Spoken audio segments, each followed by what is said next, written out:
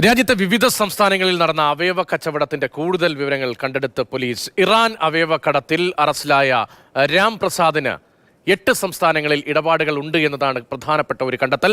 വിവിധ സംസ്ഥാനങ്ങളിലുള്ള അവയവ റാക്കറ്റ് ഇരകളെ കണ്ടെത്തി നൽകിയിരുന്നത് രാംപ്രസാദാണ് എന്നും വ്യക്തമായിട്ടുണ്ട്.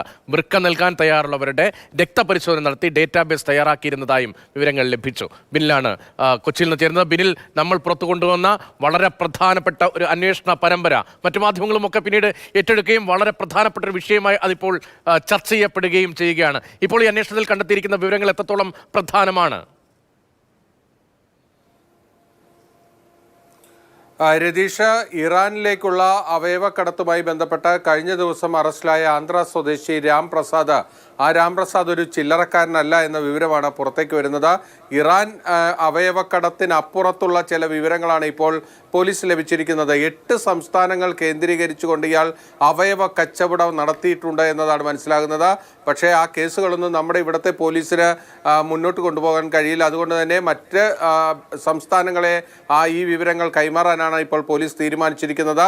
പശ്ചിമബംഗാൾ, മധ്യപ്രദേശ്, കർണാടക, തമിഴ്നാട് അടക്കം 8 സംസ്ഥാനങ്ങൾ കേന്ദ്രീകരിച്ചുള്ള വലിയ അവയവ കച്ചവട റാക്കറ്റിന് വേണ്ടി ഈ വൃക്ക നൽകാൻ താല്പര്യമുള്ളവരെ വിതരണം ചെയ്തിരുന്നയാളാണ് ഇപ്പോൾ അറസ്റ്റിലായ രാംപ്രസാദ് എന്നതാണ്. ഇവിടെ നമ്മൾ മനസ്സിലാക്കേണ്ട ഒരു കാര്യം, നമ്മുടെ സംസ്ഥാനത്ത് മൃതസഞ്ജീവനി പോലെയുള്ള പദ്ധതികളുണ്ട്. അതായത് നമുക്ക് വൃക്ക ആവശ്യമുള്ളവർ പേര് രജിസ്റ്റർ ചെയ്യുന്നു, അതോടൊപ്പം തന്നെ അതിന് മാച്ചിങ് ആയിട്ടുള്ള അവയവം ലഭ്യമാകുന്ന സമയത്ത് ശസ്ത്രക്രിയ നടത്തുന്നു.